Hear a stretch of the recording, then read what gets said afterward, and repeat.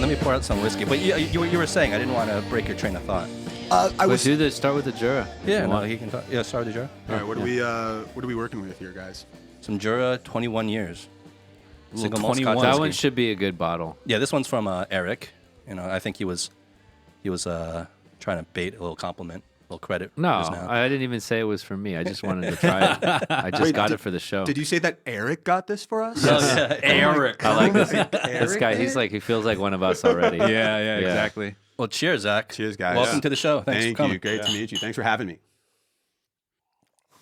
Oh, that's good. Ooh. That's some good stuff, This Eric. one might not last the show with this. Oh, we finished bottles in one show. That's a nice flavor. Yeah. Hey, so Zach, how you been, man? I've been great. It's a loaded question because it's been 3 wild and crazy years of trying to get back to China. Wow. And 9 days ago, after much anxiety, after health crises, after a wedding, I got married in this space of time, finally landing. And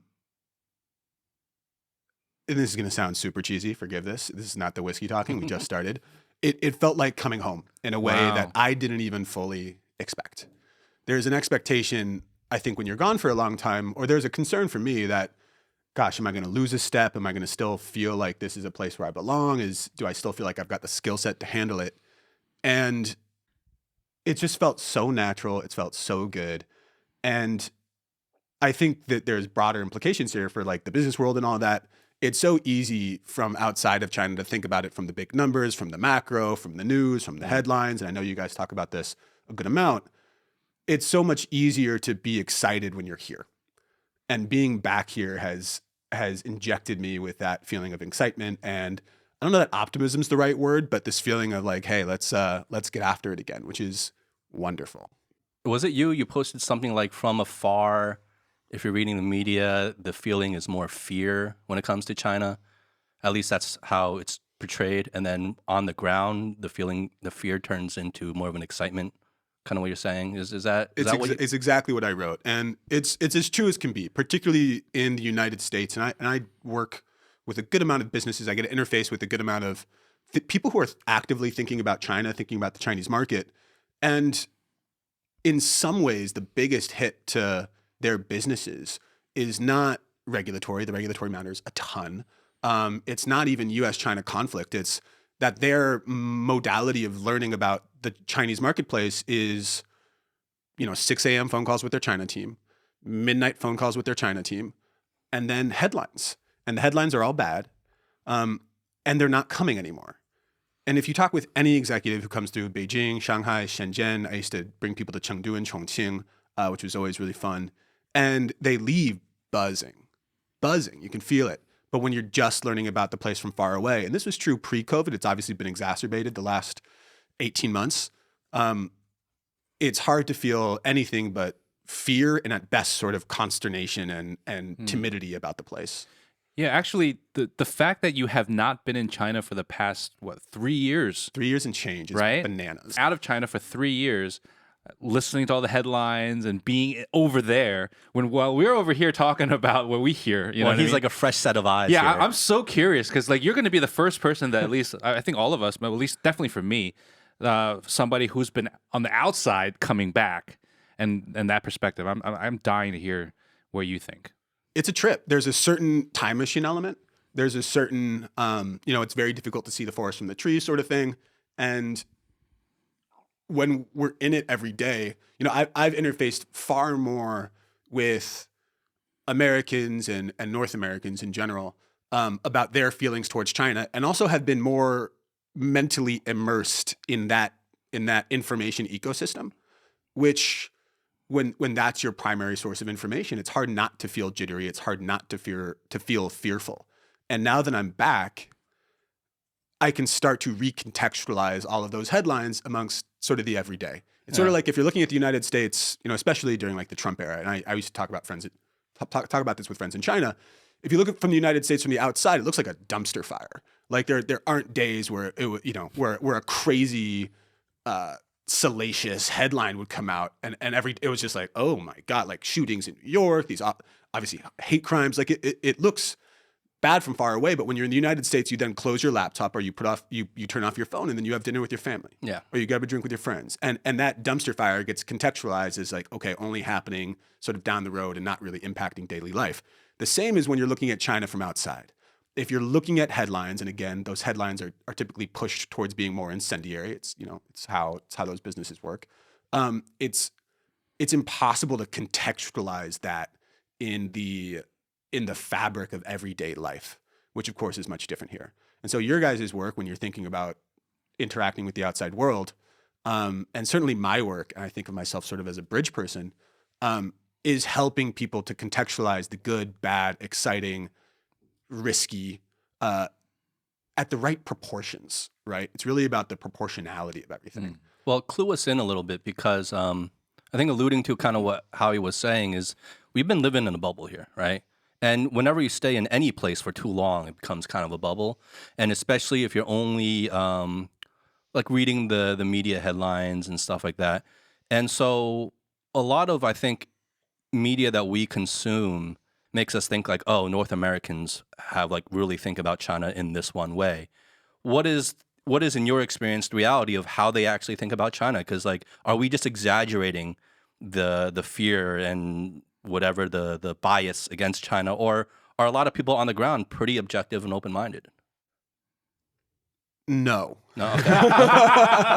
So how I feel is validated by your experience. No, I would say it's valid, and I would say they're not wrong for it. Like, if what you know, and I think a lot about your mental diet, and I used to think about this in terms of language learning. This was a big pillar of how I approached learning Chinese at a sort of adult age. I started when I was 22. In the same way that you are what you eat, which people find intuitive, your brain is also what you feed it. And so if your information inputs are all fear-driven, all policy-driven, all government-driven, then, bad in, bad out, on the output of that, you end up with a pretty dense base of fear and worry towards the U.S.-China relationship. And I say the U.S.-China relationship, and it sounds political, but I mean, there are many people who, the personal bridges have deteriorated over the years. There's fewer and fewer of them. And so basically what you're left with is big politics. People don't feel empathy for macro economies. It's those people bridges. And as business ties deteriorate, I really do think as business is being like the really critical bridge here, because people are so well incentivized to make it work, versus politics. It's like the only bipartisan issue is they don't like China. It's the only thing that gets both sides of the aisles excited to be together. And on the personal side, there's no travel. There's far less interaction. It's quite difficult to build more of that, to world build for people so that they have more than just those scary fear mongering, true, but somewhat out of context headlines. Yeah, if you wanted to have like any single event or kind of thing that were to make a more negative impact on U.S.-China relations, it would be like something that prevented people from traveling back and forth. Like if you could think of anything, that would be like at the top of the list. Yeah. And that's what happened. Well, just like we were saying earlier this morning, it's like you can't learn about people through media. It's like you actually have person-to-person interaction, which heals in a lot of ways. Without a doubt. And by the way, I sort of disagree that you can't get to know people unless you meet them, because I actually think what you guys are doing, and a lot of the work that I try to do, is trying to make some version of that people first engagement without people having to leave their homes. Because the vast majority of Americans don't travel. Only 10% of the Chinese population has a passport. I mean, outside of Shanghai, there's not that many foreigners, so there isn't like this ambassadorial work happening on the ground level. And a lot of these businesses, I keep thinking about these businesses because I could bring up a really solid example in a second. Those bridges that they were trying to create are deteriorating. And so, the reason you'll always get an enthusiastic yes from me when you guys are like, hey, do you want to do this? I'm like, absolutely, because the work, you guys are the ambassadors. I'm sure that's not what you signed up to be, but it really is the work, and it is possible. And so the more that you guys are doing this, and cheers to you guys, as cheesy as this sounds, but I genuinely think it has fundamental like world peace implications, as well as like it's nice to have a drink and chat. Well, talking about these bridges, Zach, like, can you give us a brief background of like what is exactly the work you've been doing? And why? What's your role in all this? Well, let me tell you where I'm at now, and then we could sort of build back. First, I'm 33. I wrote. Get closer to Mike. I'm 33. I wrote a book called Young China, and I am quickly becoming not young, which is I am coming to terms with that. But the book came out when I was about 28, so 5 years ago, 5 and change. And I first came to China when I was, I guess, 20 as an exchange student from Colombia. I'm from California. This is a little bit asynchronistic, so forgive me. And became totally absorbed with what China was, which is sort of silly, but I was a big science fiction fan. And when I was looking at the pamphlets at Columbia University for where you could study abroad, I was looking at Europe, and it kind of looked like a history book, right? Seriously, like the history That's true. of politics, the history of, I mean, like it's beautiful. And like most of my classmates were doing that. And you kind of get it. Like you take a great art history class, you take a philosophy class, you flirt with Europeans. Yeah. Like sounds like a That's what great you time do. abroad. And then I saw the pamphlet for the University of Hong Kong. And it looked like the cover of Do Androids Dream of Electric Sheep, which would become the movie Blade Runner. I'm a massive science fiction fan, and I had been hearing that, hey, like there's a version of the future that is unfolding in Asia. I had never been there. I had taken 1 semester of Mandarin at Columbia. I hated it. To this day, it's the worst grade I've ever gotten in my life. I have since been able to go back and teach a class as sort of the like, hey, if he can learn it, so can anyone sort of thing. And that allowed me to travel here. I ended up going to Shenzhen a lot with the robotics team, and the energy I felt on the ground was unlike anything I felt really anywhere else in the world. And then the gap between the perceptions of the place, which is sort of what we were just talking about, the gap between the perceptions of the place and my experience with both young people as well as urbanized people, as well as people outside of the Shanghai bubble. Sorry. It was just the most interesting sociological, but also just life question I had ever encountered. And so I go back to New York where, you know, we're all poets and philosophers for 3 years in college, and then everyone becomes consultants and bankers. And I was in a consulting interview and more or less had a breakdown. I'm like, you know, I need to go back to China. It's the most interesting place I'd ever been. And I didn't have a job. I didn't know anybody. My goal was really just to try to get deep. But the more I dove in and really tried to devise, again, back to that mental diet, an ecosystem where sort of all the people around me were young Chinese people, I was sort of avoiding the foreigner circles, which can be really sort of suck people in. And so I ended up writing a book called Young China. It came out in the United States early 2018, did pretty well, which was shocking. I didn't have a platform. I'm not like a New York Times person. And I pretty much at the same time started an organization called the Young China Group. It's a market insights and management consulting organization, really focusing on a people-first approach to China. At first, that was primarily helping people understand the implications of the identity questions of this young generation on the ground for the economy and for politics. Increasingly over these last 18 months, it's become about fostering collaboration between these global organizations that are trying to make it work. But if you would have told me that I'd be doing this now when I was 24 and pitching the book, I would have said, you're crazy. Because I wanted to become a journalist or an academic. And then I talked with journalists and academics and very quickly was persuaded against joining those ranks. How? Why? It was a very specific instance. I was speaking at the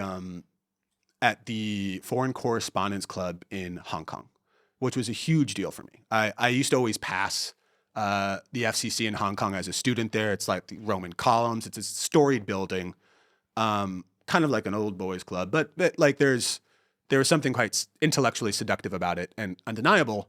I remember speaking before I was about to talk with the head of the FCC at the time, and he had had a couple drinks, and he basically looked me in the eye and said, Zach, like, don't go into journalism. There's no dignity in it anymore.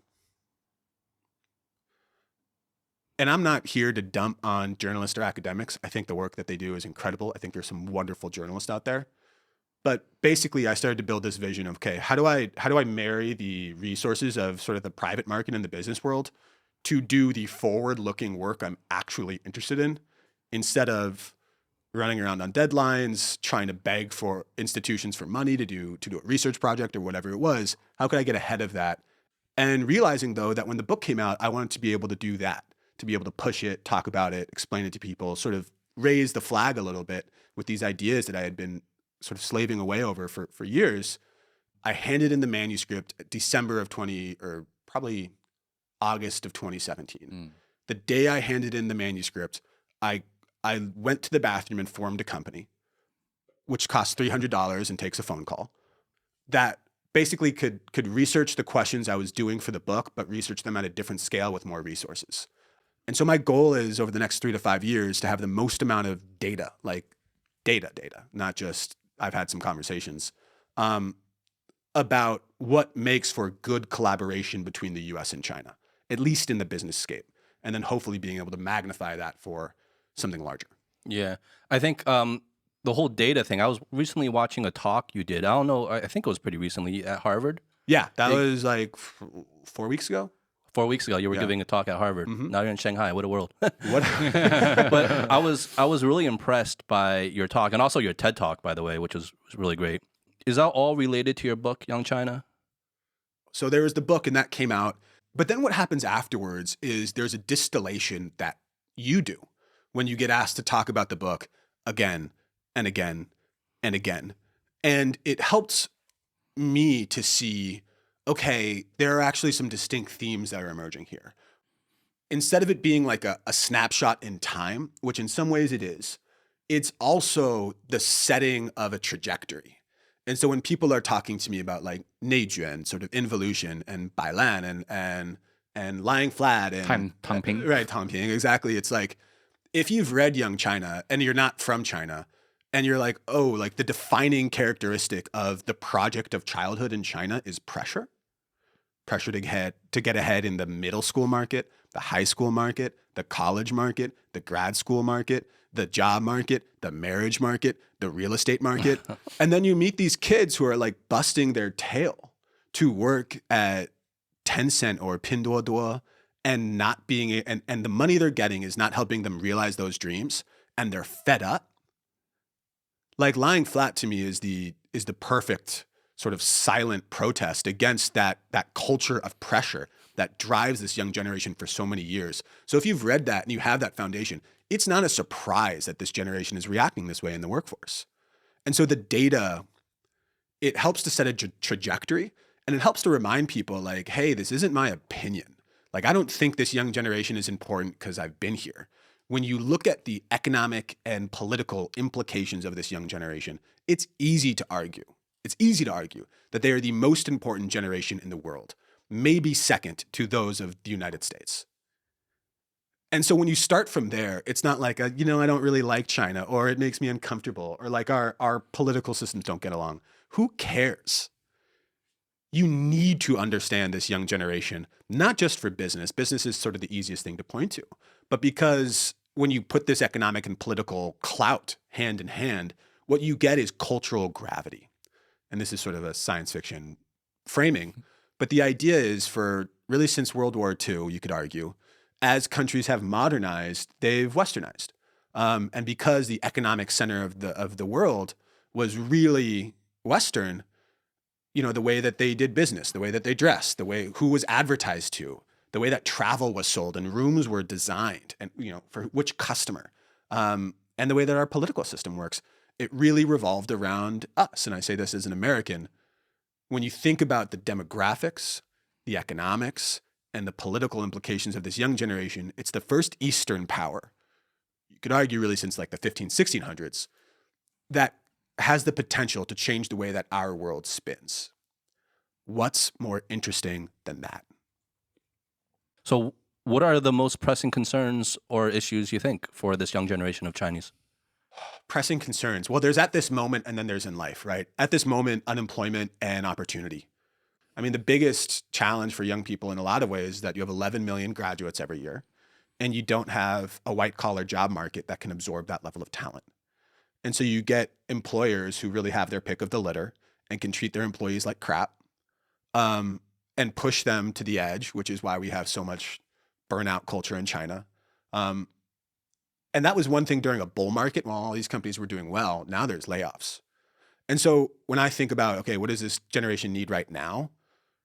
Jobs, opportunity, the promise that the future is going to be better than the past, which in a lot of ways, the core of it has to be an economic one. You're seeing people react to that in really interesting ways. So instead of people being in Shanghai, Shenzhen, Guangzhou, or Beijing, you're starting to see people move to the Chengdus and the Changshas and the, Exactly. I remember in like a 2015 Qipaa Shuo episode. Did you guys ever watch Qipaa Shuo? My favorite show in like the 2013, 14, 15 era. It got kind of worse. But I used to do debate team. And so It's like, debate, yeah, yeah, exactly. it's awesome. It's like you have like people debating really critical, Really good. like yeah. excellent, especially early on. Like the sociological questions they were attacking were awesome. And there was one topic that was kind of innocuous, but it was, would you rather live in a big city in a small apartment or in a small city with a big apartment? The core of which is a lifestyle question. Are you willing to sacrifice some economic upside and like, the pinning sort of attitude, which, putting your life on the line for a job and for your future? Or would you like to have a higher quality of life? You're going to earn less. You're not going to be able to afford quite as many foreign brands, but you're going to be able to chill more and like walk your dog. And you're seeing people negotiate those trade-offs now in what I think is a really healthy way. But the opportunity side of it at this particular moment in time to me is what is front and center. It's really interesting. I mentioned this in a previous episode, but after the whole last year ordeal that we had to go through, a lot of employees were not fired, but rather they quit. And they quit for the purpose of going back to their lao jiao, is because they feel it's not worth it. It's like, I'd rather just go home and just keep it a little more simple for now, and then I'll decide again for after another year or two. And I heard that a lot. I mean, is that something that you came across? Oh, without a doubt. I mean, the amount of people we talk to at multi-generations. Like China's biggest issue in a lot of ways is the aging of the population, which, yes, is an old age issue. It's also a massive youth issue. The generation who's going to have to support the older generation and their emotional as well as economic relationship and ability to do that. So in this case, like I talked to the parents who were like, hey, my 28-year-old kid is moving back. And, one of the phenomena we came across a lot is this idea of an apartment slave, like a fangnu, like someone who is basically working in a first-tier city to pay off a third-tier city mortgage. Yeah. Comes up all the time. Mm-hmm. And a bunch of those kids were just like, Why? what am I, like, what, for what? Before, when I was in Shenzhen or Shanghai, like I could come like get my fancy coffee or tea drink and like I could maybe date a little bit and I'd see people in the office and I could see that this life was making my future better. When that window starts to close or when there's less brightness around that future, that bargain, that sacrifice that so many young people are making becomes far more tenuous. Less attractive. Far less attractive. So what is your outlook then on the future here for the younger generation? Is it more pessimistic? Is it more optimistic? It sounds like it might be a little more pessimistic. It's been pessimistic. My question is, well, here's what we need. What we need is an inflection point. What we're hoping for is once the COVID decision on the COVID mandate was essentially reversed pretty much overnight, which, mixed reviews on that. But generally, it was the first time that we started to talk with people and hear optimism. It was like, yeah, we're about to go through a pretty shitty 2 or 3 months probably, where everyone's, little sheep running around kind of not feeling so hot. But then after that, like maybe things can get back to normal. Mm-hmm. And so what I'm feeling now, and it's different because I obviously haven't been here, but in our work, when we're sort of putting our feelers out, it's clear that people are timidly optimistic. And that's how I feel. I feel like there's an opportunity to make good on the promise of the future. There's an opportunity to start to deliver on growth and opportunity again. I'm saying the word opportunity a lot. It's clearly front of mind. And whether or not that people are going to deliver on that and whether or not the market is going to rise to that to absorb some of that talent and energy is still a question mark. I'm much more optimistic than I was 6 months ago when there wasn't an end in sight. And so now what we're basically talking about is the speed, scale, and breadth of the recovery, right? Well, are there any is there any evidence to support this timid optimism? Like, are there any metrics that we can go by or any data that really kind of support like maybe confidence is growing, maybe there is going to be more and better opportunities across the board? For sure. So I used to do a lot of work with the travel industry, which in January of 2020 ceased to exist, more or less. And what you're starting to see from China, just in terms of outbound interest, you see much more interest than you see product, which is to say that there's a lot of more people who are willing and want to travel than there are flights, or at least flights that are affordable, which is a good sign. You'd much rather have more interest than availability. The guys over at China Beige Book, Leland Miller, who have very broad and sort of alternative data access. This is the first time I've heard him say anything optimistic like 3 days ago in like the last 2 years. And I do not think of Leland as being like a cheery, hey, the world is all sunshine and rainbows sort of guy. There is sizable suggestion that parts of the economy are coming back first. And I think particularly, and this is my concern, is it's the wealthier parts. It's the people who are affected less. I think what the data isn't showing as well, and we sort of feel it, and it sounds like, you know, you're hearing it on the ground, Howie, which is that like there's people who have sort of removed themselves from the economy, and that's not really showing up on the data tables. It's a hollowing of the middle. It's that person who had a job, was working for somebody else, or even, by the way, I know a ton of people who raise capital who just like couldn't get a bridge loan, and that's the end. You know, that like one of my best friends in Chengdu, their highly valued business is done. It's a tragedy. And so the people who worked for them, and then businesses like them, it's not really showing up on the economic Richter scale. Now, these aren't the people who are moving the needle for the luxury houses. And so they don't care anyways. Because when people are talking about consumer China, they're really talking about the top quartile of the population, unless you're looking at Pinduoduo or Alibaba or to a lesser extent, Jingdong. But when you're thinking about the health of the population, you're talking about the whole population. And even when you're thinking about the population that the government is reacting to, it's those bottom 3 quartiles, as much, if not more, than that top quartile. And so it's the middle of China that I'm concerned about. And I haven't seen anything convincing that's like, hey, people are feeling safer now. It's still super early.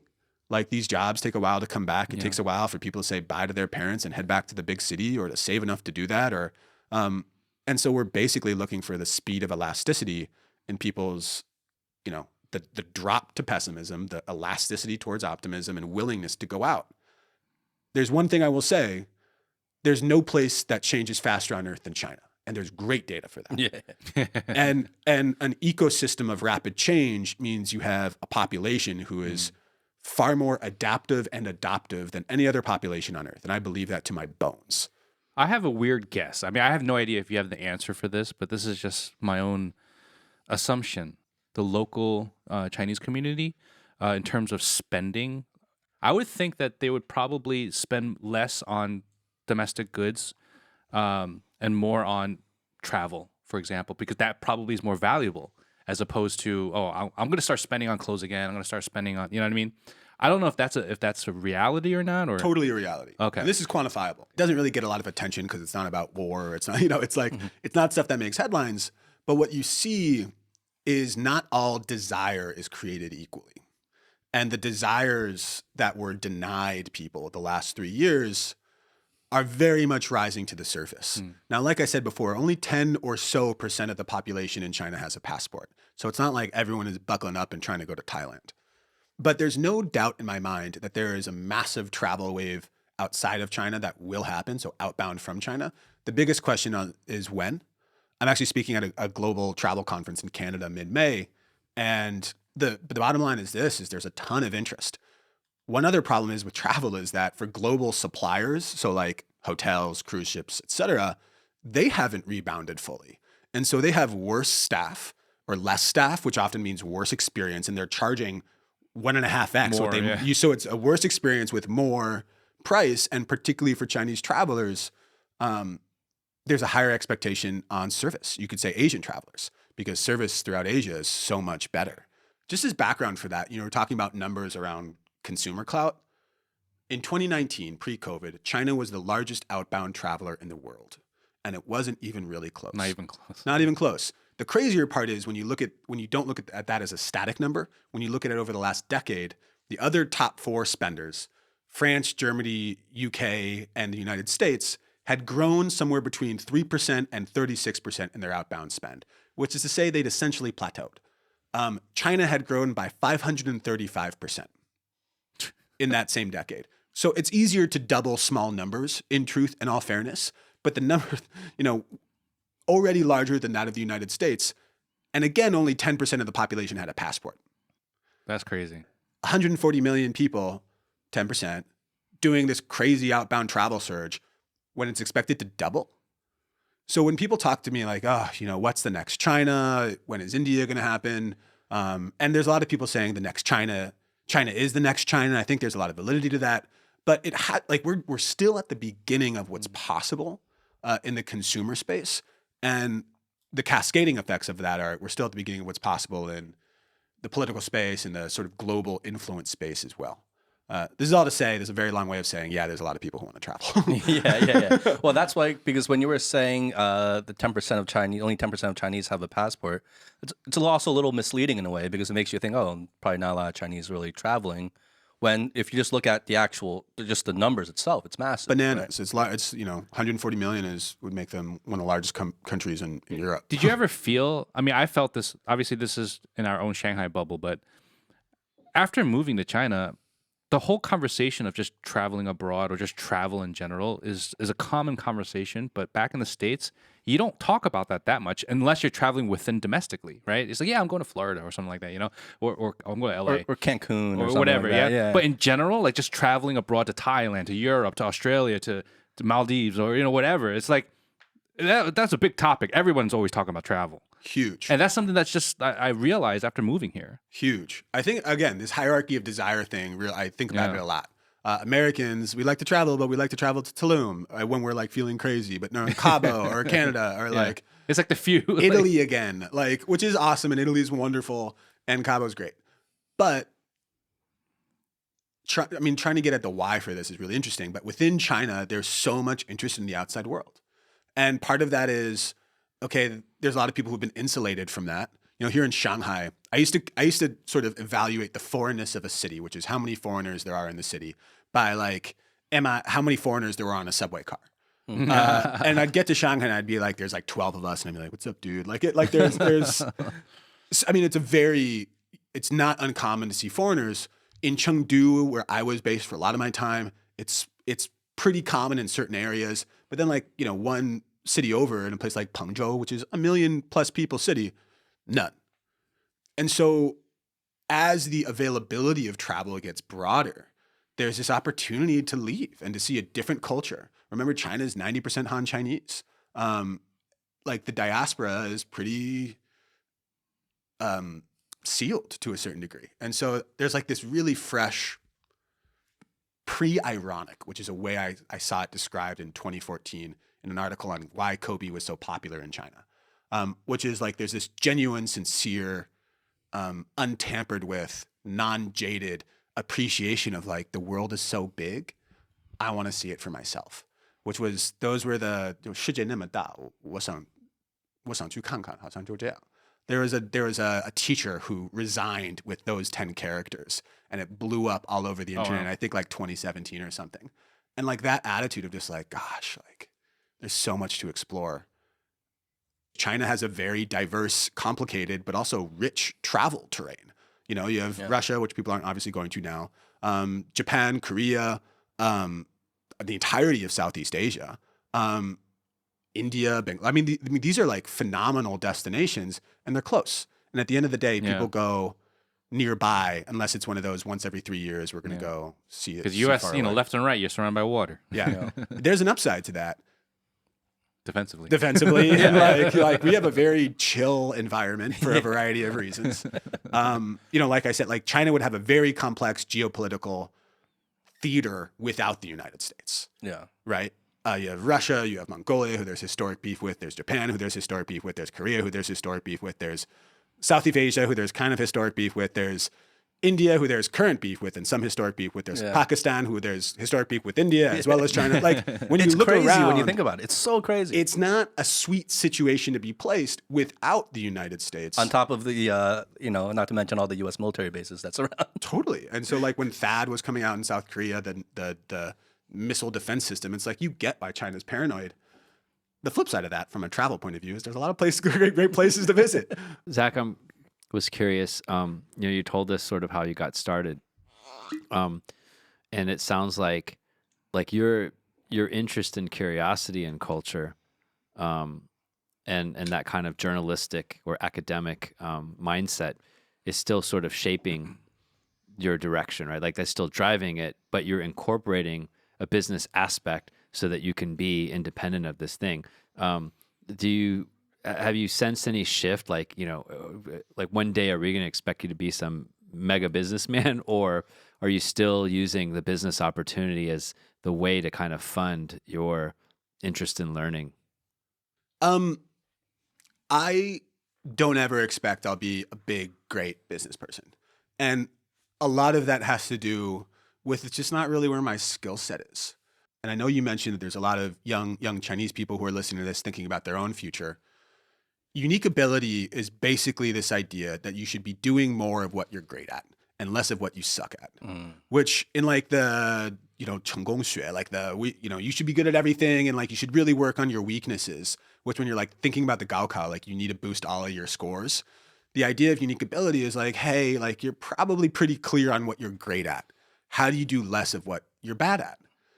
And this is still a process, but if I do create a successful business, it will be because I've gotten out of the way of the business and just focused on what I'm great at and let people who can monetize better and who love consulting and love building things. Like I'm in desperate need of a COO, and I'm, talking with a couple of people about that role.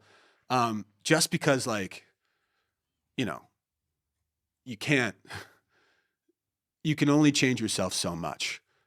And so in a lot of those CEO role things, like the best I can be, and I've really tried hard these last bunch of years, is still going to be average by most people's standards. But the other things I'm great at, like if you get out of my way, I feel like I could really rip. Yeah, Cal Newport wrote a really good book, so good they can't ignore you. And it's really about finding that unique and valuable skill and then surrounding yourself, and complementing yourself with people that can do the other work. It's also what I think our episode Matt Beadle. Yeah, Mac Beadle's totally talking about the hidden superpowers. Yeah. It's kind of exactly what he was talking about as well. It's just like Same idea. Like everyone, supposedly, maybe everyone has a superpower, right?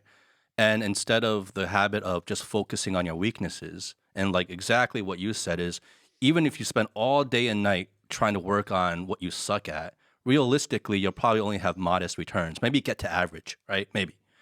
But if you can focus on what you're really good at innately, there's like exponential growth with that. And that's like such a vehicle to take you to much further places than to just bang your head against the wall trying to be average at something. It seems like common sense. Common sense, yeah. Right? It's so difficult to do. But we forget it all the time. We forget it all the time. Because we're so like wrapped up in our own weaknesses and shortcomings, right? Because that's what we think gets pointed out, like it's most glaring to other people, when maybe that's really not the case. And I think there's nuances to this as well, right? When you think about your superpower, it's not like some like lower level skill, right? It's usually kind of an integration of different skills, and to identify that. But like there are basic things like reading and writing and communicating and all that stuff that you're constantly growing. And we do have a lot of limiting beliefs. Without a doubt. And I would say that it's hard to turn the corner. I spoke at Harvard like 4 weeks ago to the Fairbanks Center. They paid for my expenses, but it wasn't like a paid speech. It was like something I've dreamt about doing. I am a kid for whom the name brand Harvard still means something. Yeah. My parents took the poster. Well, no. I took the poster from the event, brought it home to my parents, and they were like, shucks. Like it's a moment. Like it's as hard good as a diploma. Like honestly, it's like when my parents are upset about me being in China, I'm like, But even while I was there at Harvard, the place with the best endowment in the world and the most, it's where all academics are trying to be. I was there for 3 days. I saw, by the way, some of the most incredible speakers in those 3 days. Like the amount of people that they can attract is just wild. What was the theme of the conference? So this wasn't a conference. It was an event organized around me in this particular instance, but they do this all the time. It wasn't like once a year. Like I've spoken to, I did that for UCLA and that was really cool, but Harvard just brings people in all the time. Like they have the resources and they also have the name. Like Harvard can send you a text and be like, yo, what are you up to later? You're going to be like, I am free. Yeah, kind of got to drop everything. Got to do it. Yeah. And so I go but even in that period of time, I was talking with a lot of the academics there and they were, can I say yes. They were whinging about like, hey, I have trouble getting funding for things. And Like the PhD students there were like, oh, like I hope I can get a job, and like stuff that you know about academia everywhere, but you kind of think the people at Harvard are like, I've made it. They haven't. And the amount of people who are going on the academic track are like fighting and clawing for space, for oxygen, for a spot somewhere. And so there's immense competition for few places. And truthfully, again, thinking about my own decisions here, I just didn't want to compete in that. Like I was like, for what? Like, what are we competing for? What's the best scenario? I felt this way, by the way, in China as well. When I was looking around at like the jobs that I could get before I decided to write the book, and I was looking at all of the people and kind of looking for like someone to look up to, looking for a model that I could copy and be like, oh, that's the best version of that. I'm going to shoot for that.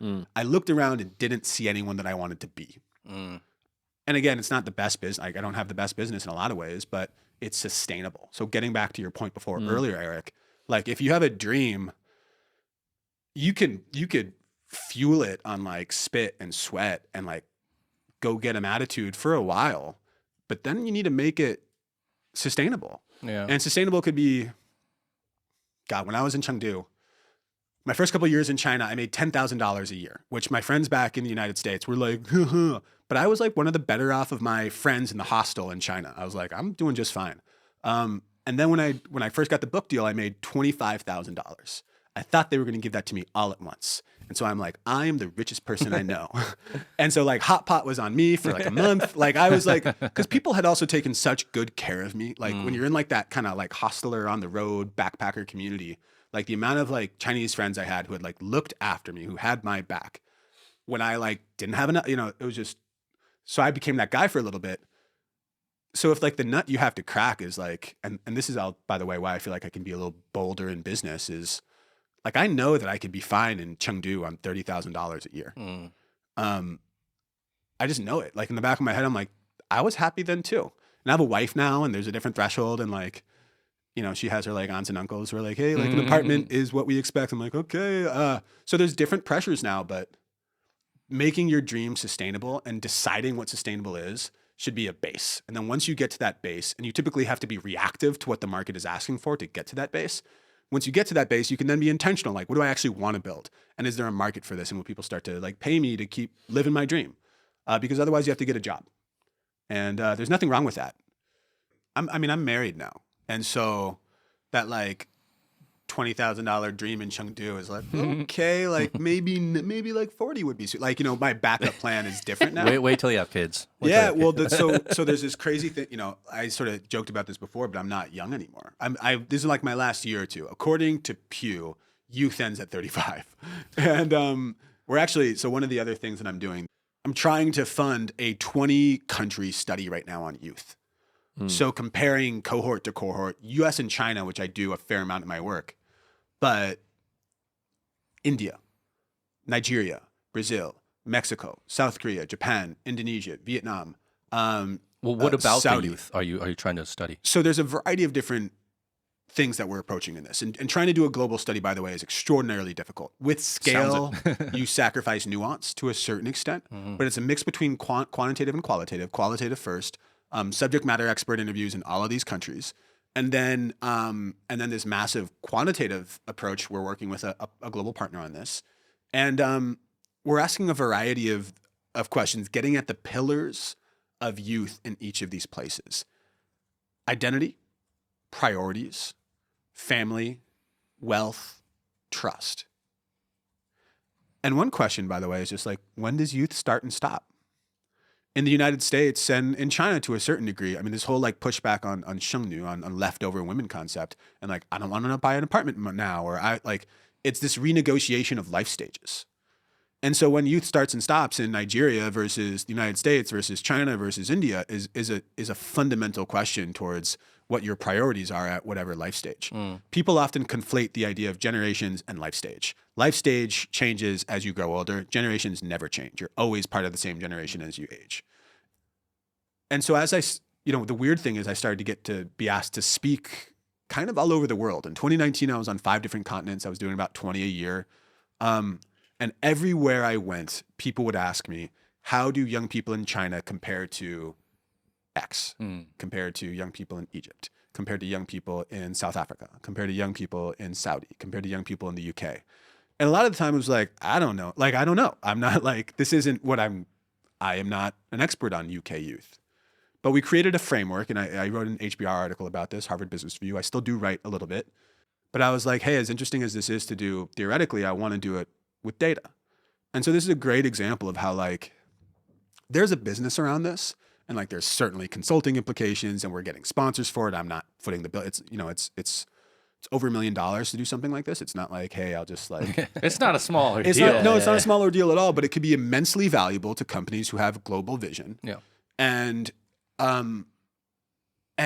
God damn, is there a more interesting thing It's to try to interesting. peel into? Well, when will this study be done? The goal would be to do the data collection in January of 2024.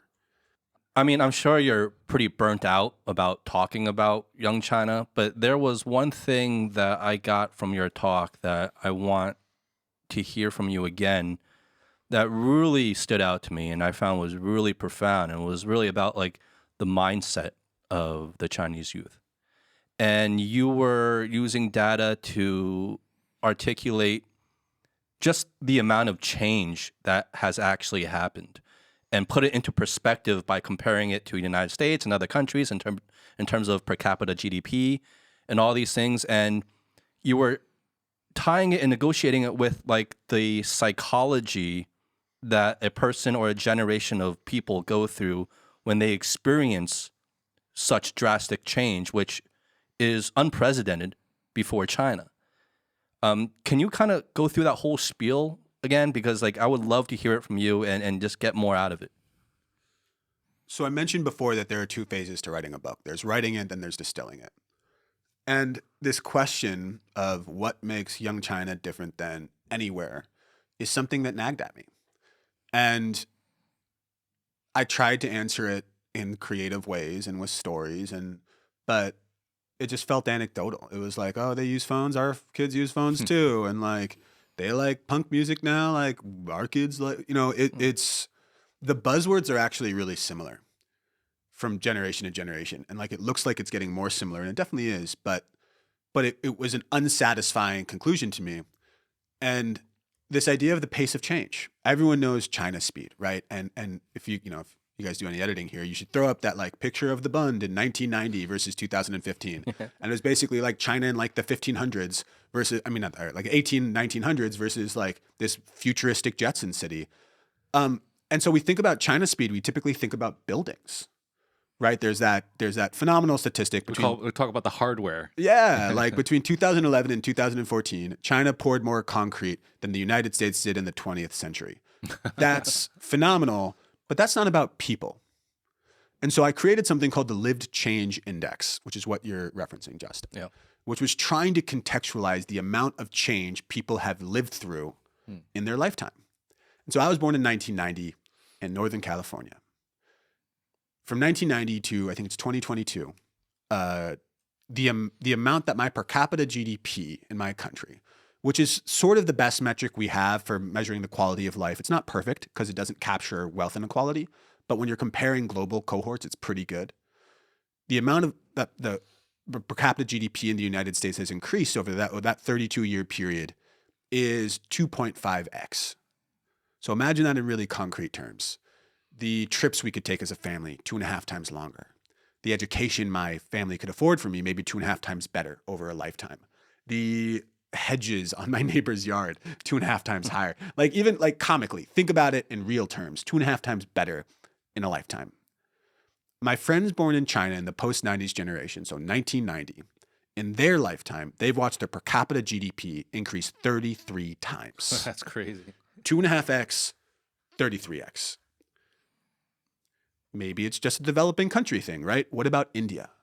The other demographic giant of the world. It's the only place on earth with more young people than China. The two, of course, stand apart from the rest of the world by like miles and miles. In their lifetime, 1990 to today, young Indians have lived through 6x per capita GDP. Brazil, I think, is 2.9. A BRICS nation. Germany, 1.9. If you look at the top 40 economies today and you look at this lived change index, the amount of change they've lived through in the last 30, 32 years, every country is under 10x. All single digits. All single digits. And so there's only one outlier, which is China. And so when people ask me, hey, what's the one thing? Everyone does this. Like, hey, you've devoted years of your life to researching this. You wrote a book about it. You've probably discarded hundreds of pages in research. What's like the one thing, though, if you have 2 minutes? And the psychology of China speed is my answer. It's one thing to look at buildings. It's another thing to think about the implications of living through all that change. Growing up in a poor country, $300 per capita GDP in 1990, give or take, and living through what's probably the most incredible Cinderella story in modern economics. It just is. This isn't a political statement. But watching, your village turn into a town, turn into a city, watching your uncle be proud to wheel a bicycle home and now having a 2-car garage, maybe, or at least aiming in that direction, seeing McDonald's being like this massive breakthrough and remembering the first time you had mashed potatoes at KFC back in like 1993 when they first opened, and it giving you diarrhea because you weren't used to dairy if you're from the South, to suddenly every major luxury house has a crack China team and wants to know you. Living through that change and what it does to your worldview. Yeah. Your sense and what of self. your expectation. Your expectations. Your attitudes towards government, towards money. Well, what does it do to your worldview and expectations? Defines it.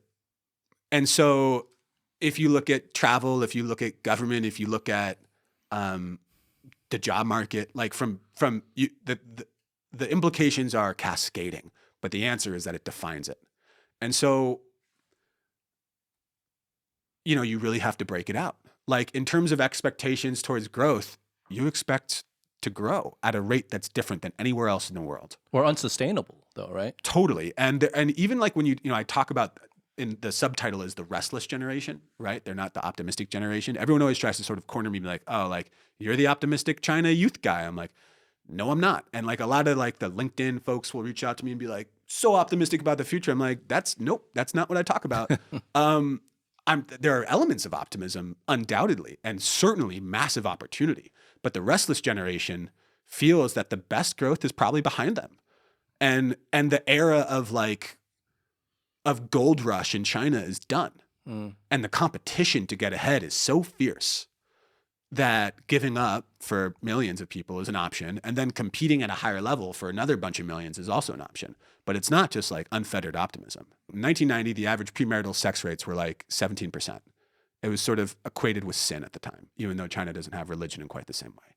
It was faux pas. Now it's 90%.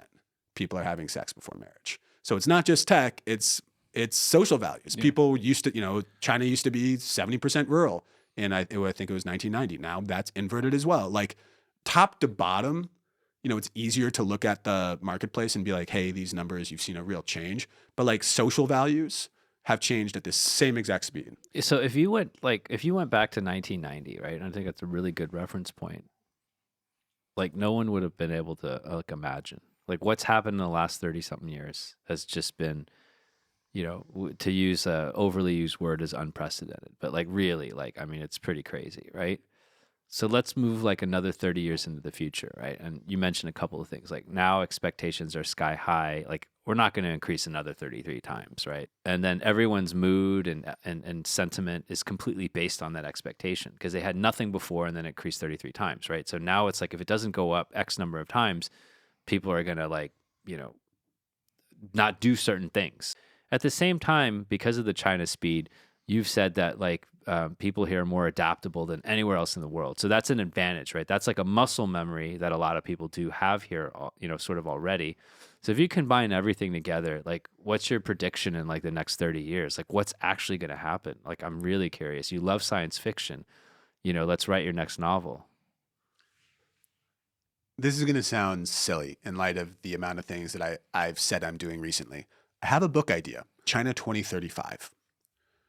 The 10 questions that will define China's next decade. The important part here is that people are so myopic when they look at China. They're so short-sighted that we don't know what's really important. People don't know what the right questions to ask are. This was a big learning from traveling around and getting to talk about this. The questions, Q&A is my favorite part. The questions people asked me, they like didn't really know what to ask. So they would just ask about government because that's what's in the news all the time. And so helping to create a framework to help people think about the next 10 years for China. And then this is the important part. What does success mean for the country? I'll give you an example. The GDP could double. And the per capita GDP would be around $22,000, $23,000, $24,000. So poor by, not poor, but like lower middle class compared to the United States, Japan, like the GDP giants, per capita GDP giants of the world. People who have large output, the people are relatively rich. People would, it's falling into the middle income trap, right? Growing old before you become rich, which is likely in China, truthfully. However, if the GDP doubles, it would be far and away the largest producer in the world. And the economic and political implications of that would be that China would be the number one undisputed hegemonic world power. And so what we haven't done a good job of is define success in a way that it is off the impulse to parallel that of the United States and the dominant sort of hegemonic world center right now. Like, what does success mean for China different than what it has meant for the US over the last 70 years? And in that definition, my hope and my expectation is that there's space in between what the US identifies as what will make it successful versus what is identified for China as what will make it successful. Because the most interesting conversation I've had in the last 5 years is with Obama's nuclear guy, kind of by accident, longer story. But basically, he was talking about like, and this is something that's become more popular over the last few years, but what global leadership looks like for China is different than what global leadership has meant for the United States. Different how? Well, it's a bit of a question mark. This is sort of what we're trying to figure out. But historically, China is an expansionary. That's, by the way, different now because it used to be that China could be self-sufficient. That's done now. One of my favorite articles written by The Economist was called The Empire of the Pig. It was about when China started importing pork because China's caloric intake has doubled since 1970, not a surprise. But they have 20% of the world's population and 10% of the world's arable land, which, when you do the math, makes it difficult. And so they have to import food from around the world. That's a dependency. And so their need to be expansionary. And if you look at the Belt and Road, like all of the language around this is not like, hey, we're doing this to like bring the Chinese system to your country and like we think ours is better. We're not proselytizing. They're like, hey, we are building this explicitly to help ourselves. There's no mincing of words if you look at the Chinese transcripts of like, why are we doing this? We are doing this so that we could secure dependencies and diversify our basket of dependencies around the world. And we want to make it really good for you so you're incentivized to keep part of it. That sounds like Europe. I mean, like 500 years ago, right? Like they went out there. They weren't like trying to like, they did kill a lot of people. They were colonizing all over. What do you the religious acts, like once you bring religion into it, and but they were like, trying to like find stuff, get stuff. Totally. You look at your spice rack right now, and like 1500s in Europe, you'd be the coolest guy in the world. Like you would have won. You would have been like, you would have been like, hey, I'm trying to go to that house. Like exactly. Like you are the wealthiest man in the world. Yeah, and to go back to this, you're like you went to Colombia, and I imagine like a lot of people. Who go to Colombia come from wealthy families and all that stuff, right? But you got to a point where you could live on like 10, 20K a year and you were happy, right? And so it's all like sort of relative. And so like every single person that lives here like has, this particular psychology about money that then collectively becomes a national psyche. And so like in 10 years, if the GDP does double, right? Like you're part of a winning team, et cetera, like your expectations and what hope that brings you has to be defined very uniquely. Happiness is the fulfillment of expectations. Yes. And so the most important life skill or country management skill becomes defining expectations for yourself and for the people. And what I love so much that I see right now on the ground in China is a willingness, and it's not like a willingness like a nice to have, it's a need to have. It's a pushback on the expectations that would limit young people's happiness. The feeling that I have to be putting my, 拼命去深圳什么的去工作. the pinyin attitude, there's tons of people for whom that is still the reality, which is great. People are like, oh, like, you know, lying life. flat. Like, are people like done working hard in China? I'm like, some people are, but there's more than enough to populate the sort of the working ranks and the entrepreneurial ranks of the country when people feel confident enough to do that again.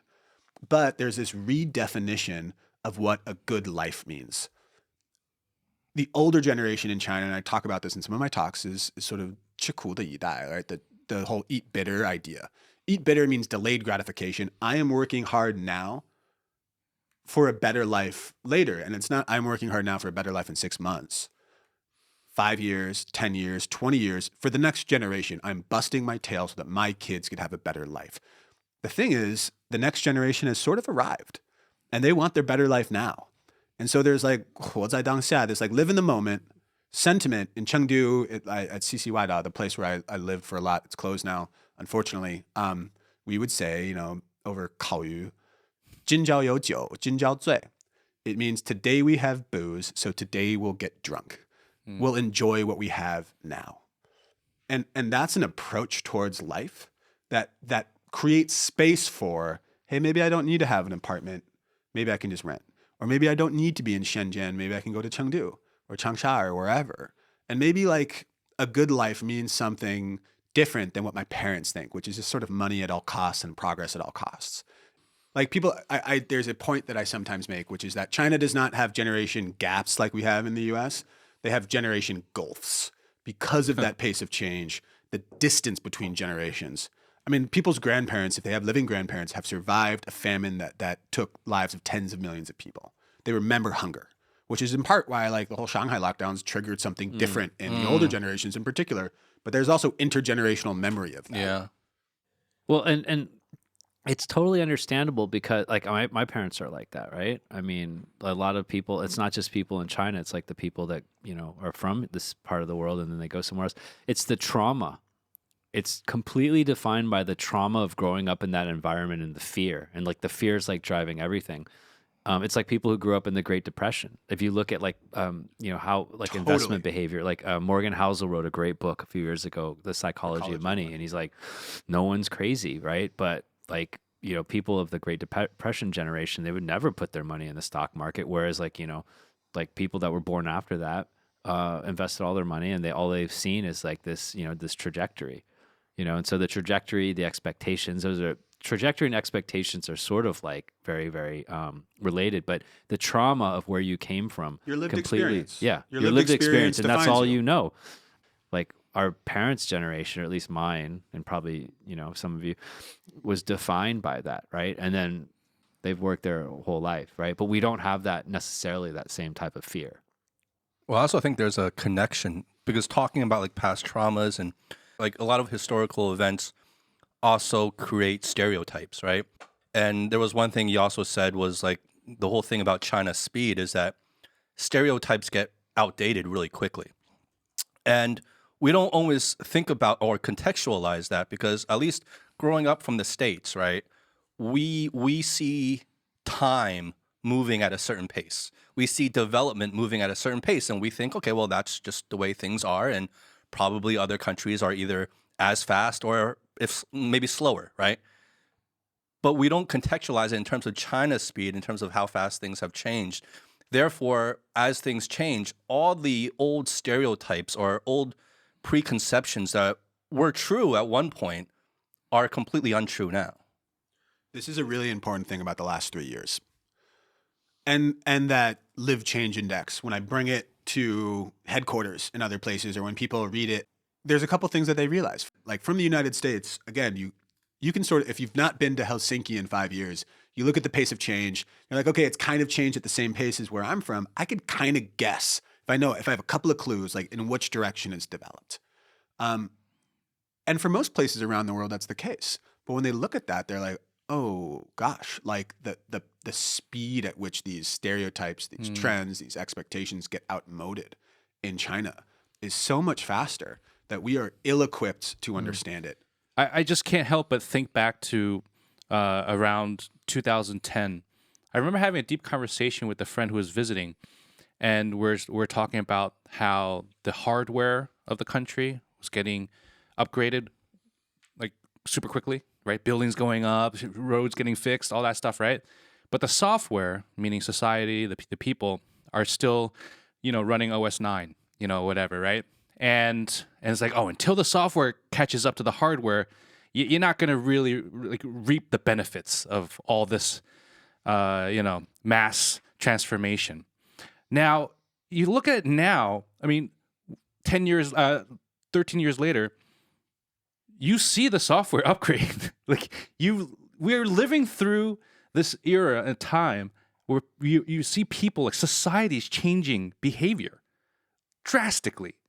By the way, Howie has been going down an AI rabbit hole for weeks now. I welcome it. I'm ready for it. Yeah, I'm not gonna go there. But I'm just saying, it's just from waiting in line or even like the way taxis are driving. We literally live through that change of behavior. Now, we can go back to like America, like living in America. Do you see behavioral change like that like happen? No, because life is static, right? It's not growing exponentially like we've been saying in China. So it's just so obvious when you're living here, and or at least when you reflect, it becomes so obvious and incredible, that energy that you're talking about. It's like, I think what we're trying to do on this show is to take the labels off and say, it doesn't matter if it's China, like let's change the names, China, US, and like, let's jumble up all the names. Would we still come to the same conclusions if all the names were different? And I think the India comparison is really rich here, because India is the world's largest democracy. Now, the efficacy of the democracy and there's a lot of question marks there. And all of the best India experts I know from India are like, raise their eyebrows when India is described as a pure democracy. But that's an asterisk. There's this inclination around the world to look at India with a level of optimism that is only counterbalanced by the inclination to look at China with a level of pessimism. And I always think, when I get invited to speak, there's often India folks as well. The India and China are sort of grouped together. There's this optimism around India being the next China, despite them having 1/5 of the purchasing power and a lot of that infrastructure stuff. Because in 1993, India's per capita GDP was higher than that of China's. 1993.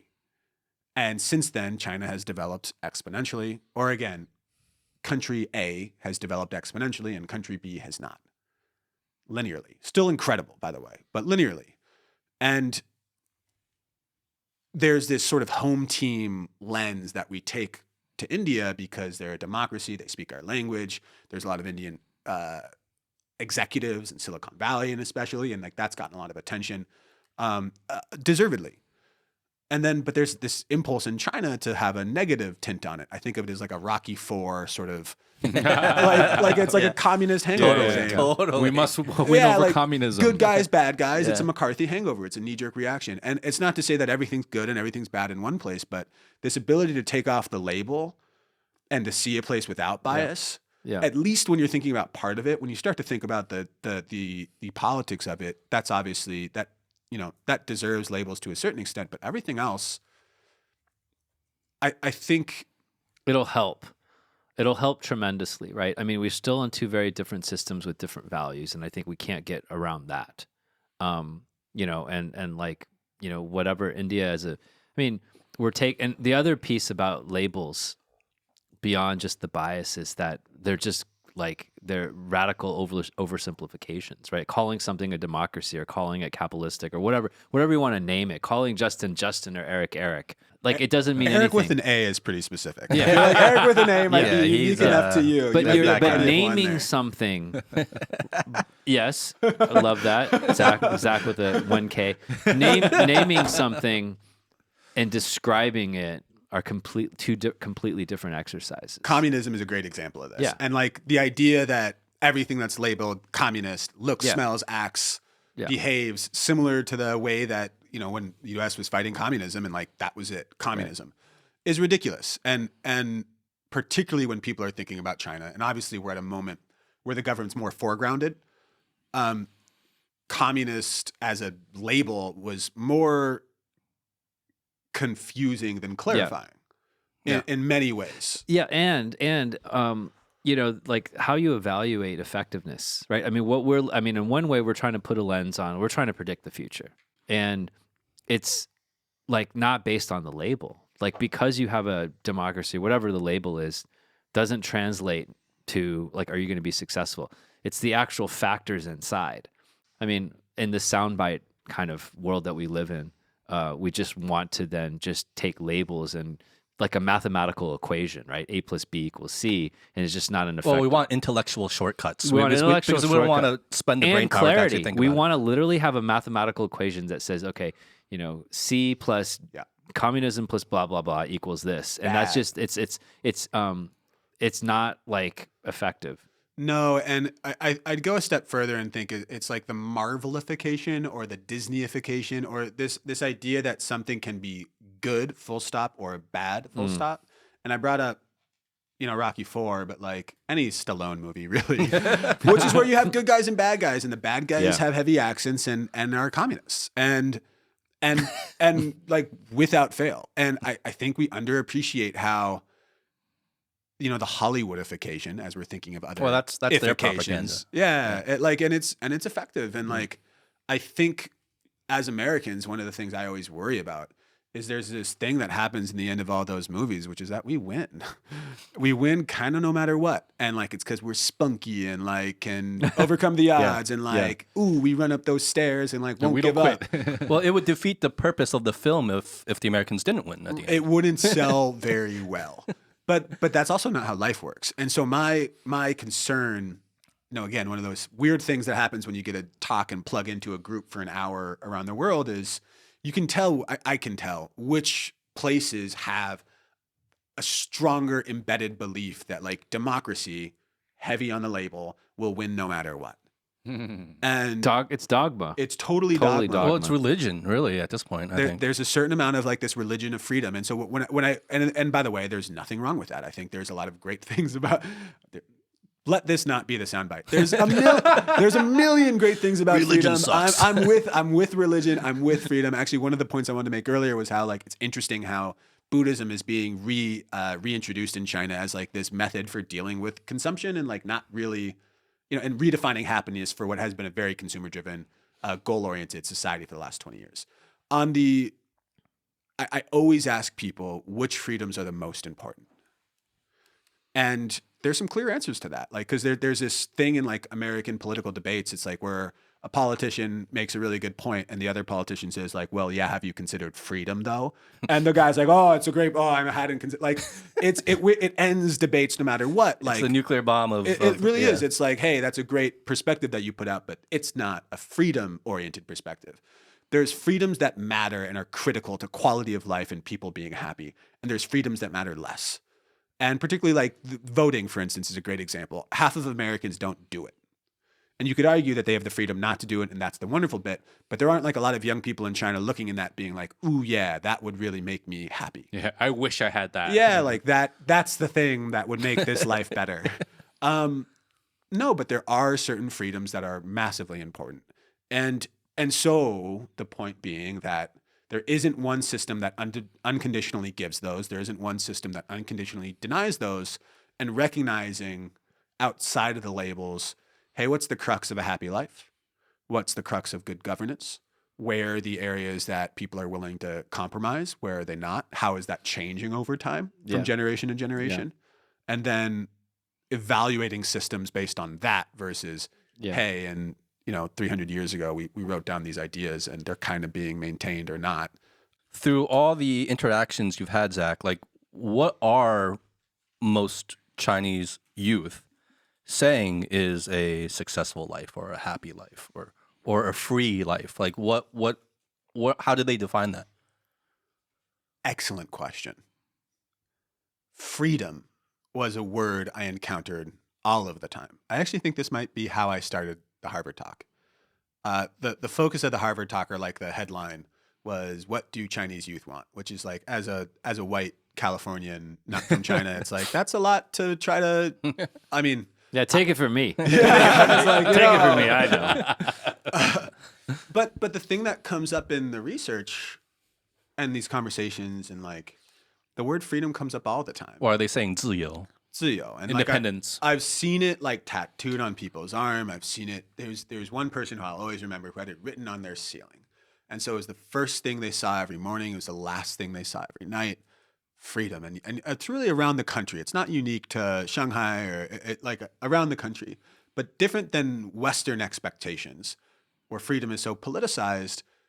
The freedom that Westerners often expect, and I say Westerners sort of writ large, is freedom from an oppressive and restrictive government. That's the expectation consistently. The freedom that I hear people want much more consistently, and this isn't to say everyone, and there's certain people who want different things, but what I hear most consistently is freedom from an oppressive and restrictive set of expectations. Yes. We talked about that competition. Yes. We talked about the expectations around owning an apartment. We talked around Societal freedom. what defines success. And what's interesting about China that's different than other places is because so much of the culture is quite social and community oriented and relatively monoethnic. The definitions of success and the comparative element around it means that there's this feeling amongst young people that there's a narrow path that they can trod, which will make their parents proud of them and make their community proud. AKA a narrow definition of success. Exactly. Even at this Harvard thing, so one of the cool things we did at the talk was like, I'm like, all right, I want to have a panel of students there. Like, I don't want this just to be me. I'm not a professor. Like, and so we had 5 or 6 young Chinese students who were studying abroad at Harvard, sort of like at the top of the mountain, by the way. Like, there's nothing that can make a parent prouder than their kid being in Harvard. You talk about like social capital back home. It's like, you oh, go. like your kid's at like, Beida, that's cool. You've heard of Harvard. Like, you've heard of Harvard. Right? Yeah. It's a little school called Harvard. Yeah. And I don't want to undermine, like Tsinghua and Beida have done so much better in the last decade, so I don't want to undermine that at all. But these were kids who were like talking about, the first question I asked them was, first, how do your parents define success? Or what's their dream for you? And second, how does that compare to what your dream is for yourself? And one of the things that came up after the conversation on stage was that at Harvard, there's all these students who have their own sort of WeChat circle or WeChat group. And then there's the parents who also have like parents of Harvard WeChat group. And they talk about getting meals together when they come visit. And they talk about, okay, like which flights are the best to fly from Beijing. But what they also do every May-ish is they talk about the very specific job offers that their children get.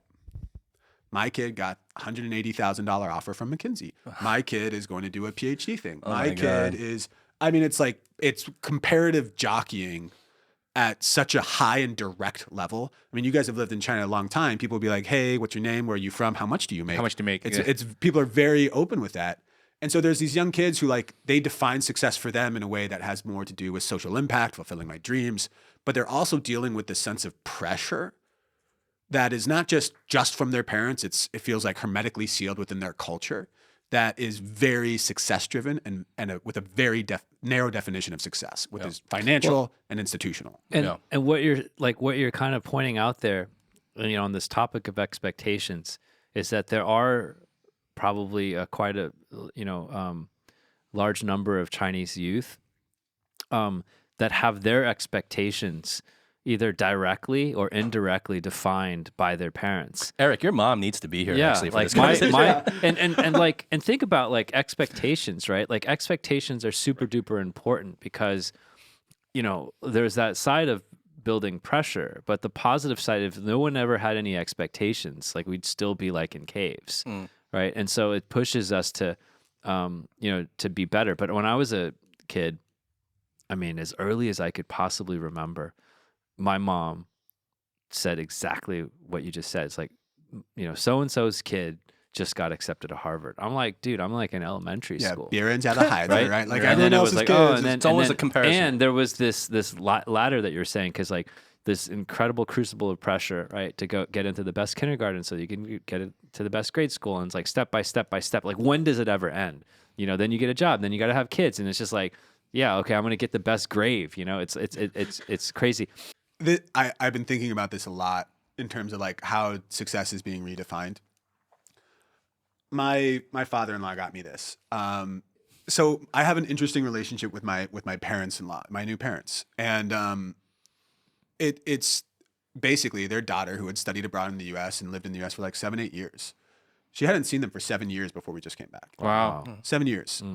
so at first they were going to like really grill me. They're like, "Who's this white dude who like speaks Chinese? Is he a spy?" And like it wasn't their dream. And like Fei, my wife, has always done things a little bit differently. She like definitely hasn't made things. She has not followed their narrow definition of success, but they've also been really encouraging of her. She had a major medical crisis during COVID. It wasn't COVID related, but it was compounded by medical availability. We were in Mexico. We were there because I couldn't get back to China and she couldn't stay in the US. We weren't married at the time. And so she was in a medical coma for 21 days. Oh, Like, which on the 22nd day is where your brain starts to get like it was life or death. I can talk about it now without breaking down because she's here and she, I had Is she like recovered? fully recovered. She's Oh, got some not- nasty scars for it, but she's a total fighter and trooper. wow. Let's cheers to that first. Yeah, before we honestly, to health, y'all. Especially after the last bunch of years, like I cannot tell you how much it has shifted my perspective. Yeah. And so she's wonderful and amazing, and we like we had Sheng Jianbao before coming here, so she's chilling. Nice. Oh. Her parents, like their whole rigmarole that they were going to put me through to be like, how much does he love my daughter? Done. Gone. Like we were talking twice a day. They're quite Buddhist, which is sort of where I was. These the idea of like kai guang, like when you have something like this in kai guang, it's like. Well, it's for the- listeners, you're wearing a bracelet of beads, right? And these are from Hainan. They're very special. And so for something to be go through the process of kai guang, it means like opening the light. Essentially, you'll have Buddhist monks Like blessing. blessing it essentially. And so when I arrived, they gave me this. And like if it weren't for her mother's belief in Buddhism, I mean, can you imagine your daughter, your only daughter, is sick and is dying in a hospital in Mexico with some Jewish American dude who's like responsible for getting the doc. Like I was through the travel. I mean, I've been talking a lot about Virtuoso today, but through the travel community, I was able to get surgeons to travel 2 hours both ways to like better than what we were able to get there. And if it weren't for that, and if it weren't for their belief, then they themselves might not have survived it. And I mean that without any exaggeration. Yeah. Wait, so you were getting surgeons to travel back and forth between the states? I was From in Mexico? Tijuana. And Tijuana is not exactly where you think you would want to get your surgeons from. But we were in a place called Ensenada. We were there because Fei was trying to get her visa to the United States again. She got denied. And then weeks later, we have this medical thing that seemed really innocuous. It's 60% fatal. It's called descending necrotizing mediastinitis. There's no Wikipedia page for it, which is why it's often so fatal, is because it goes seriously underdiagnosed. Basically an infection that, in this case, it spread from her tooth all over her body, metastasized in a way that's similar to cancer, but it's not the same. And Ensenada does not have people who have encountered this before. And without getting too into it, because it's still very difficult for me to talk about, but we were able to get surgeons who had trained in the United States to come from Tijuana. And she had 8 surgeries over the course of these 21 days. Wow. This is all to say that the role of spirituality in China, I feel like there's space for it now in a way that's different. I've seen it in my personal life, but the reintroduction of faith and the recognition that what makes a life good is different than just that narrow definition of success, I feel like is being renegotiated right now. COVID has reintroduced it. But I even remember in like 2019 being on the train from Beijing to Shanghai, and like Dodal had postered everywhere like a course on how to be happy without money. And like that, I mean, with that level of sponsorship, like with that level of plastering everywhere, I assumed it had some government backing. And it's this massively important question that people are asking and answering. Because the success of China today is really a credit to some people getting rich first, like what Deng was talking about in 93. And what that means, though, is that some people have won the race and some people have lost it, or are losing it, or have fallen short, or will never be winners. And when that's hundreds of millions of people, figuring out how to define expectations in a way where you can go home at night and be like, I am happy, or this is what I want, or I'm not a failure. And what we know, like if you've made any money, you know that it doesn't you don't wake up and it doesn't equate to happiness. Problems don't go away. What you have right now is a country, as growth slows, who is redefining success and diversifying it. It's the space to define success for yourself. It's the space to not be pressured by was it 七大姑八大姨? It's the like chorus of aunts and aunties who like, you know, are asking you when you're going to get married, how much do you make? Where's your apartment? When are you going to get married? How much do you make? Where's your apartment? Like, it's to be able to separate from that and be like, you know what? This is what success means for me. There's a group of people who agree. It's not everyone. But happiness is possible without just busting my ass at 10 cent for an apartment in a second or third tier city and maybe a lack of clarity about what a good life means after that. Because this is kind of one of the weird things about youth and these milestones, middle school, high school, college, real estate market, marriage market, those kind of are done at 30. Yeah. Like if you look at the milestones for a life in China, ideally they happen before 30, and that's being renegotiated right now because that's ridiculous. But like 35 is like the ideal timeline. And so between 35 and now the average life expectancy is 76, give or take, which by the way is incredible. In 1950, the average life expectancy was around 40. But so like between 35 and 76, like you don't have any milestones left besides have kids and then pressure them to get into a good middle school. Grandkids. Yeah, grandkids. Like seriously, like, and so On to the next generation. like kind of. And so what the good thing that I see now, and it's painful, it's restless. You know, identity, the older generation was moving out of subsistence, right? Maslow's hierarchy of needs, they're moving from food, water, shelter, the basics up to, okay, we have some stability. This younger generation, for the most part, there are still very poor areas of China, but for the most part are not on that bottom level. They're now the who am I generation. What does it all mean generation? And if you guys remember when you were like 13, 14, 15, and of course now we're all self-identifying through our 30s and beyond, figuring out who you are is hard. Yeah. It's this tension between expectations and reality and who you want to be. And that identity generation, that identity definition is what we see being negotiated in real time today in China, which is exciting. It's anxiety producing, and again, this is like, hey, why am I so excited to come back? Aside from just like, I love the food. It's great to be here. I miss speaking Chinese. I love my in-laws and my wife. And like, this is a life that I'm excited about.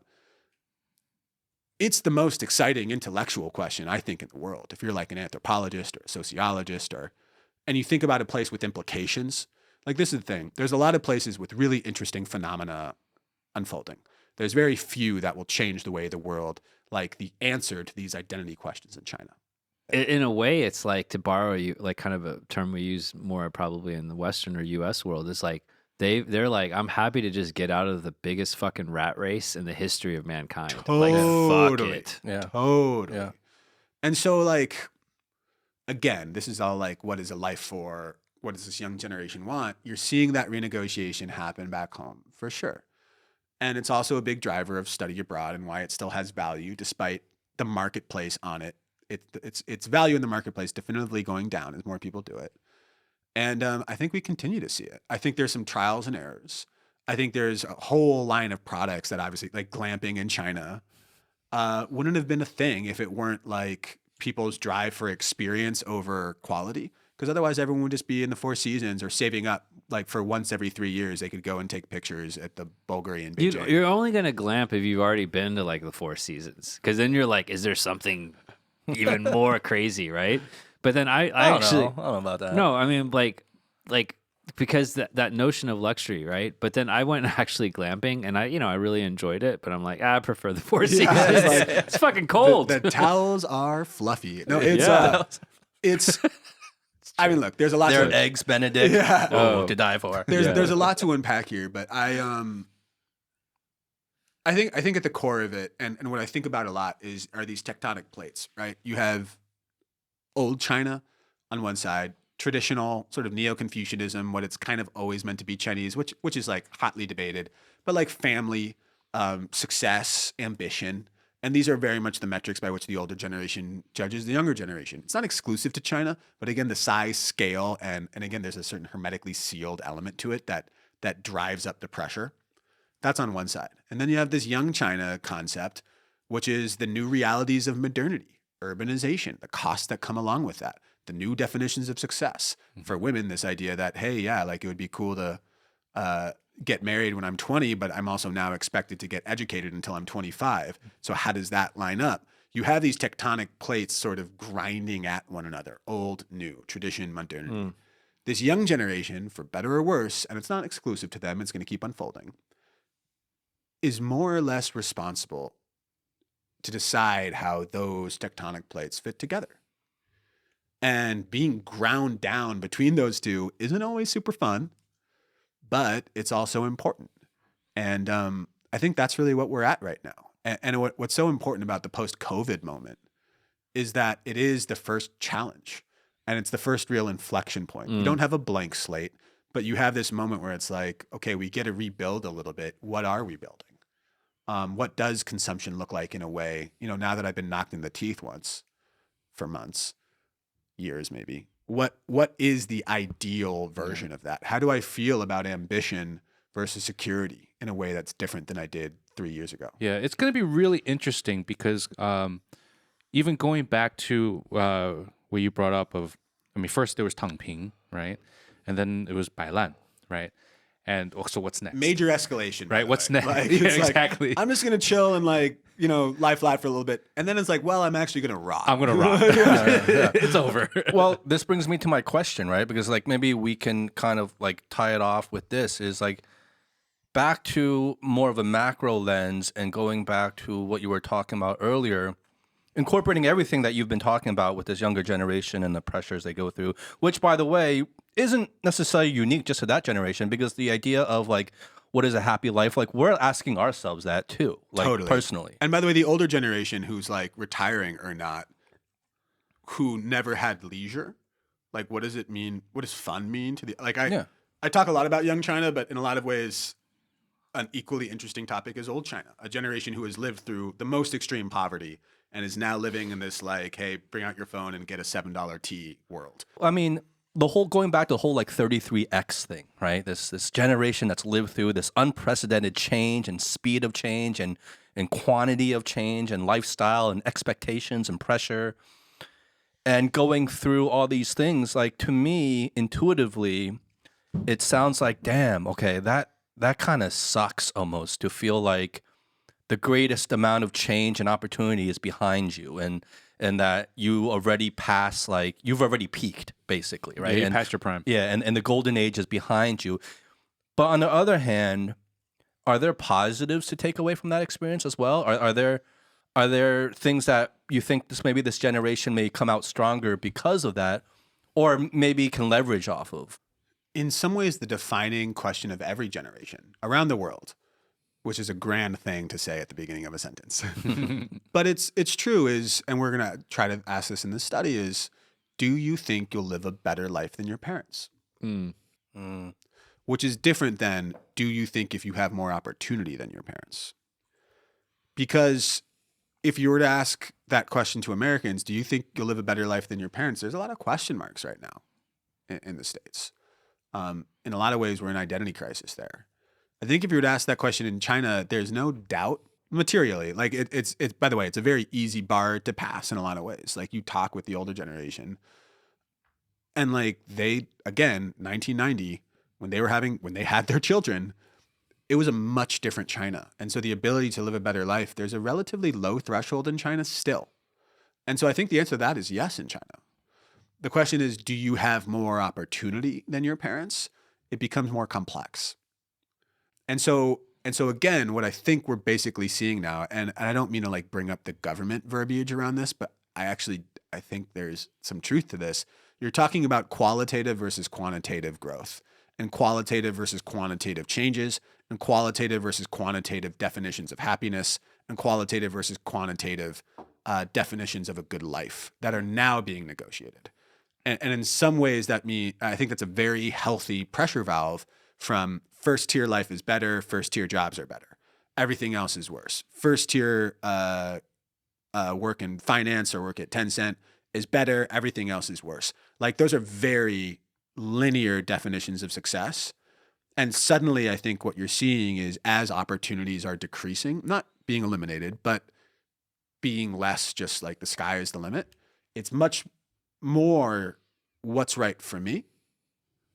How can I create opportunity that makes sense for me? Different than just what's a societally objective, flat definition of what would be the best outcome. And so for some people, it's depressing, for sure. And for some people, there's suddenly the space to go be a skateboarder in Chengdu and run a coffee shop. That's like pays the bills, but isn't making them It's all rich. good. That's like, hey, my parents were not trying to figure out how to use a surf skate, and cruising to Hainan once every year to chill in Hohai with the other Chengdu and Shandong folks, which for some reason are all the people in Hohai, which is a place in Hainan. Not so. In those are the types of, again, lifestyle questions. Is it growth questions? Are they going to be able to change their lives quantitatively as much as their parents did in their lifetime? Definitively no. Unless they're like the one in a billion who creates, the next Pinduoduo and whatever. Mm-hmm. But do they have lifestyle considerations that their parents could never have dreamed of? And then more societal space to make those?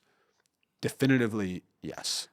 And the irony of it is, like, every generation is made possible by the previous one, and it's also a response to the previous one. This is something I've been wanting to ask you, is that, you can come to certain summaries and conclusions looking from the outside and looking at the objective facts, I guess.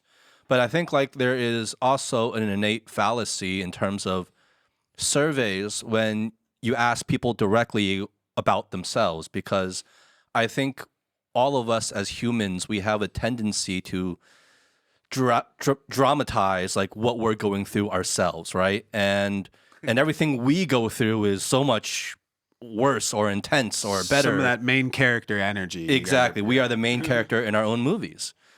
And so I think maybe if you ask a lot of the youth generation now directly, they might say, yeah, I feel like I don't have as many opportunities, or I'm not as free, or I'm not as happy as the previous generation. I mean, how do you, which might be true, I'm not saying it's not, but like, how do you balance that perspective bias that's innate in, like, I think all humans versus maybe like the objective facts and figures, I guess? So this is like a classic psychology question. I remember learning about this like freshman year and thinking about it because I now do a fair amount of survey work and both within organizations and for general population. And there's the classic thing is like, I think the example in the psych textbooks are, what car would you like for yourself? Or like, what car would you buy? And so there's some like real action associated with it. It's not just like, close your eyes and fantasize. It's like, what kind of car person are you? What would you buy? And people often say like Mustang. Like, I'm a Mustang sort of guy. Like that's, and I'll buy that. That's just the sort of person I am. And this is from like the 70s and 80s. So this was pre-social media. And so what people were realizing though is like they would say Mustang, and then people would design the Mustang, but people were still, that person would then go out and buy a Nissan, which is a little different. Like, or like a Volvo, which is like, I'm a family man, I'm safety. Like it does not scream the same things that a Mustang does. And so the shift in questions is not what would you buy, it was what would your neighbor buy? What we were able to do back then is that if your neighbor was your neighbor, they were probably the same exact socioeconomic strata as you. Particularly in the US with the way that property markets work and the spread of suburbs worked is like, it's likely that the home value and the job and like, it was easy to be like, hey, whatever Joe would buy is probably what I would buy. It's like, it was a much more accurate telling of even that person's behavior versus what they themselves would report. And so when we ask people questions, it's often asking about their peers rather than about themselves. Because when people are thinking about themselves, there's like this vortex of emotion that's associated with it. And, the meification of everything, like if people have their, they're pointing a camera at their face a lot, you're inevitably putting yourself at the middle of a story in a way that just wasn't the case 30 years ago. It becomes even more important when you're trying to predict human behavior to be like, hey, what's a you who's not you because you are this incredible individual who's the only one of you.